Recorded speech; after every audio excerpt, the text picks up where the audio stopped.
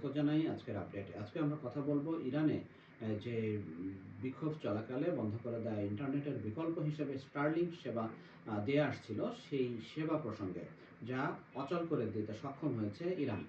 আমরা ফোর্বসের একটি প্রতিবেদনের প্রথম লাইন যদি খেয়াল করি, তাহলে সেখানে বলা হচ্ছে যে we have not seen this before, অর্থাৎ আমরা আগে কখনো এমন দৃশ্য দেখিনি।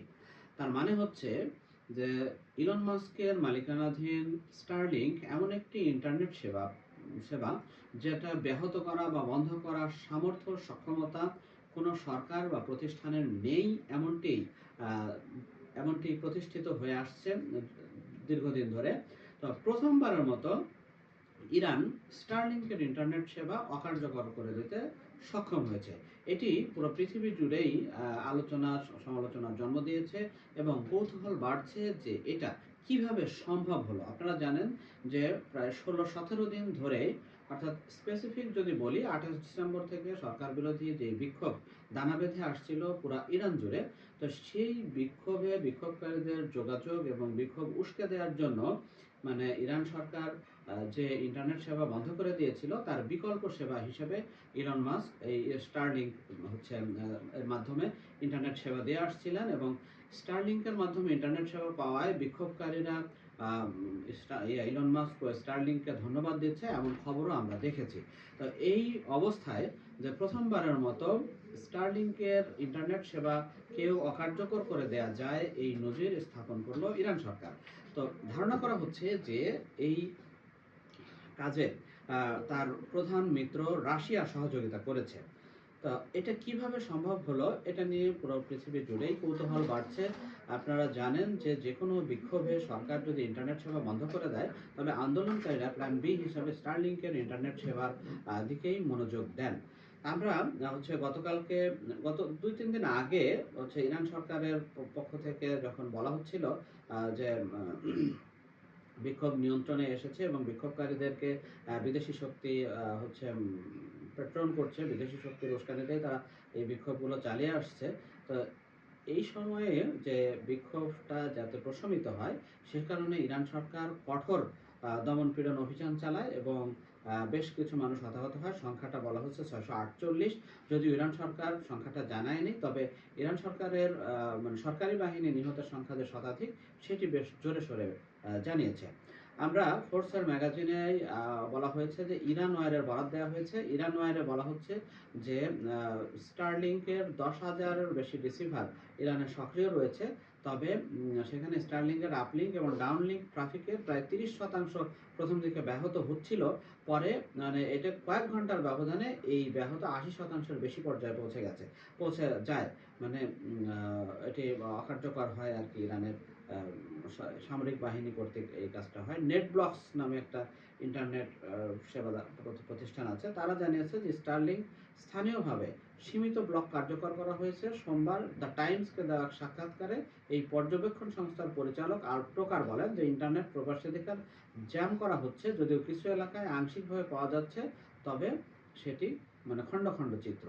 তো এই এই এই কাজটা ইরান কিভাবে ব্যাহত করা হচ্ছে তা পুরোপুরি স্পষ্ট নয়। দ্য টাইমসের প্রতিবেদনে এমন বলা হচ্ছে। তো বিশেষজ্ঞদের ধারণা যে এটা যে স্যাটেলাইট থেকে যে সংকেত গ্রহণের জন্য যে সমস্ত রিসিভার থাকে, সেই রিসিভারের সক্ষমতাকে অকার্যকর করে দেওয়া হয়েছে বা জ্যামিং এর মাধ্যমে এটা সামরিক বাহিনীর জ্যামার ব্যবহার করা হয়েছে, এমনটি ধারণা করা হচ্ছে। তো এটি গেল ইরানের স্টারলিংকের ঘটনা। আর এর বাইরে আরো কয়েকটি ঘটনা আছে। ডোনাল্ড ট্রাম্প ঘোষণা দিয়েছেন ট্রুথ সামাজিক যোগাযোগ মাধ্যমে যে ইরানের সাথে যে সমস্ত দেশ বাণিজ্যিক সম্পর্ক রাখবে, তাদের উপরে 25% শুল্ক কার্যকর করা হবে। আপনারা জানেন যে ইরানের সাথে তুরস্কের বাণিজ্যিক সম্পর্ক আছে, সংযুক্ত আরব আমিরাতের বাণিজ্যিক সম্পর্ক আছে, চীনের বাণিজ্যিক সম্পর্ক আছে, আরো একটি দেশ সম্ভবত কাতারেরও বাণিজ্যিক সম্পর্ক রয়েছে। আর আরেকটা ঘটনা হচ্ছে যে আজকে দিনের শেষে ডোনাল্ড ট্রাম্প তার উপদেষ্টাদের সাথে বসবেন ইরান বিষয়ে সিদ্ধান্ত নিতে। তো এই সিদ্ধান্ত নিয়ে বেশ দ্বিধা বিভক্ত রয়েছে ট্রাম্প। এই সমস্ত বিষয়গুলোই আজকের আলোচনার বিষয়, যে সরাসরি সামরিক হস্তক্ষেপ করা হবে, ভেতর থেকে বিক্ষোভ উস্কে দেওয়া, সেটা তো সম্ভব হলো না। আমরা গতকালকে দেখেছি ইরানের তেহরান সহ বড় বড় সকল শহরে লাখ লাখ মানুষের সমাবেশ হয়েছে, সরকারের প্রতি সংহতি জানিয়ে গণজমায়েত হয়েছে এবং লাব্বাইক খামেনি স্লোগান হয়েছে। আপনারা যারা আন্তর্জাতিক খবরাখবর দেখে থাকেন তারা হয়তো খেয়াল করে থাকবেন যে তেহরানের এই জনাকীর্ণ সমাবেশে প্রেসিডেন্ট মাসুদ পেজেকশিয়ানেরও উপস্থিতি ছিল। ফলে এটি এই যে সরকার বিরোধী বিক্ষোভকে উস্কে দেওয়ার মাধ্যমে সরকারের পতন ঘটানো যে প্রচেষ্টা যুক্তরাষ্ট্র এবং সিআইএ করে থাকে, তো সেটি কার্যত ব্যর্থ হয়েছে। এরপরে এখন আর কি প্ল্যান নেওয়া যেতে পারে, এই সব বিষয়গুলো নিয়েই মূলত আজকের বৈঠক। এবং এখানে রয়টার্স জানিয়েছে যে যুক্তরাষ্ট্র বিকল্প হিসেবে নিষেধাজ্ঞা আরও কঠোর করা, যেটা একটু আগে বললাম যে 25% শুল্ক যারা ইরানের সাথে বাণিজ্যিক সম্পর্ক আছে সে সমস্ত দেশের উপরে দেওয়া হচ্ছে, এটা আরেকটু চাপ বাড়ানোর জন্য। এর বাইরে সাইবার হামলা রয়েছে, সামরিক হামলা রয়েছে, এর বাইরে সরকার বিরোধী পক্ষকে আরও কিভাবে সহযোগিতা দিয়ে আরও শক্তিশালী করা যায় বা বিষয়গুলোতে আরও কঠোরভাবে ইরান সরকারকে চাপে ফেলা যায়, এসব বিষয় নিয়েই একাধিক বিকল্প বিষয় নিয়েই মূলত আজকের এই বৈঠক করবেন ডোনাল্ড ট্রাম্প। আর এর আগে আমরা একটা ঘটনা দেখেছি, সেটি হলো যে ইরানের পক্ষ থেকে বলা হয়েছে যে ইরান যুদ্ধ চায় না, কিন্তু আক্রান্ত হলে মানে কঠোর ব্যবস্থা নেওয়া হবে। তো ইরানের যে পররাষ্ট্রমন্ত্রী আরাগাসি, তিনি এই আব্বাস আরাগাসি এই হুঁশিয়ারিটা দিয়েছেন। সেই সাথে এটাও বলেছেন যে আমরা আলোচনা করতে প্রস্তুত এবং আলোচনার মাধ্যমে সমাধান করতে বা দ্বিপাক্ষিক সম্পর্কে এগিয়ে নিতে আমরা প্রস্তুত আছি, তবে আক্রান্ত হলেও কঠোর জবাব দেওয়া হবে। দেখেন, ইরানের একজন জ্যেষ্ঠ কর্মকর্তা তিনি যুক্তরাষ্ট্রকে সতর্ক করে দিয়েছেন।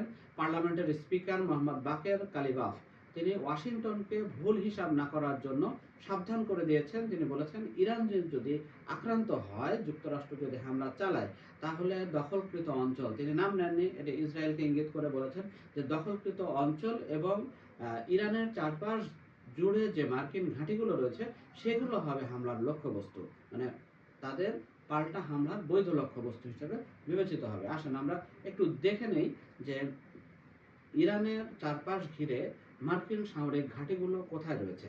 দেখেন, ইরান থেকে যদি যুক্তরাষ্ট্রকে লক্ষ্য করে মিসাইল ছোড়া হয়, সেটা অত্যন্ত কঠিন ব্যাপার দূরত্বের কারণে। কিন্তু ইরানের রেঞ্জের মধ্যে আপনারা গত বছরের জুনে ইরান ইসরায়েল যুদ্ধে হয়তো দেখেছেন যে ইরান ব্যাপকভাবে ক্ষতিগ্রস্ত হয়েছে, হামলার শিকার হয়েছে, কিন্তু ইরান যে পাল্টা হামলাটা চালিয়েছে ইসরায়েল জুড়ে এবং কাতারের উদেইদ বিমান ঘাঁটিতে, তো সেটি কিন্তু মানে ব্যাপক ক্ষয়ক্ষতি না হলেও ব্যাপক দুশ্চিন্তার জোগাড় করেছে ইসরায়েল, যুক্তরাষ্ট্র তাদের মিত্র দেশগুলোতে। আমরা দেখে নেই যে ইরানের চারপাশ ঘিরে আর কোথায় কোথায় যুক্তরাষ্ট্রের ঘাঁটি রয়েছে। মধ্যপ্রাচ্যে বেশ কিছু ঘাঁটি রয়েছে, এর মধ্যে রয়েছে বাহরাইন, মিশর, ইরাক, জর্ডান, কুয়েত, কাতার, সৌদি আরব ও আরব আমিরাতে। তো এসব ঘাঁটিতে অত্যাধুনিক আকাশ প্রতিরক্ষা ব্যবস্থা রয়েছে। এসব ঘাঁটিতে ঝাঁকে ঝাঁকে ক্ষেপণাস্ত্র বা ড্রোন এটা ঠেকানোর ব্যবস্থা আছে, পর্যাপ্ত প্রতিরক্ষা ব্যবস্থা আছে। কিন্তু যে ঝাঁকে ঝাঁকে যে ইরান হামলাটা মিসাইল নিক্ষেপ করেছে, তো এর মানে যদি আপনি 100% তো নিষ্ক্রিয় করা সম্ভব না, তো যদি 80%ও নিষ্ক্রিয় করেন, তা আপনার 10টা মারলে 2টা এসে যদি টার্গেট ছুঁয়ে যায় বা লক্ষ্যভেদ করে, তাহলেও ব্যাপক ক্ষয়ক্ষতির কারণ। ফলে এই সামরিক পদক্ষেপ এটিও যে কোন মাত্রায় হবে, কিভাবে হবে এবং পাল্টা জবাব কিভাবে ঠেকানো যাবে, তো এটিও যুক্তরাষ্ট্রের একটি মাথা ব্যথার কারণ। যতটা না যুক্তরাষ্ট্রের মাথা ব্যথার কারণ, ইসরায়েলের তার চেয়ে বেশি টেনশন। কারণ আমরা ইতিমধ্যেই দেখেছি যে মানে যুক্তরাষ্ট্রের কাছে ইসরায়েল বাড়তি সতর্কতা হিসেবে বাড়তি সতর্কতা হিসেবে তারা ব্যবস্থা নিতে বলেছে এবং সেখানে সামরিক হস্তক্ষেপ ছাড়া যেন সমাধান হয়, তো সেদিকেই মানে জোর দিতে বলেছে। এর কারণ হচ্ছে যে ইসরায়েল এই পাল্টা আরেকটা যুদ্ধের ধাক্কা সামাল দিতে প্রস্তুত নয়। ইতিমধ্যেই ইসরায়েলের বাড়তি সতর্কতা জারি করা হয়েছে, যদিও নেতানিয়াহু সরকার স্পষ্ট করে বলেনি যে এই বাড়তি সতর্কতার মাত্রাটা কি বা কি ধরনের ব্যবস্থা নেওয়া হয়েছে, তবে এটি ইসরায়েলের জন্য সবচেয়ে টেনশনের কারণ। তো আপাতত ইরানের যেই সরকার বিরোধী বিক্ষোভ, সেই বিক্ষোভে স্তীমিত হয়ে আসছে বলেই মনে হচ্ছে এবং সরকার পূর্ণ নিয়ন্ত্রণে নিয়েছে, যদিও আরও একদিন আগেই সরকারের পক্ষ থেকে দাবি করা হয়েছে যে পরিস্থিতি সরকারের পূর্ণ নিয়ন্ত্রণে।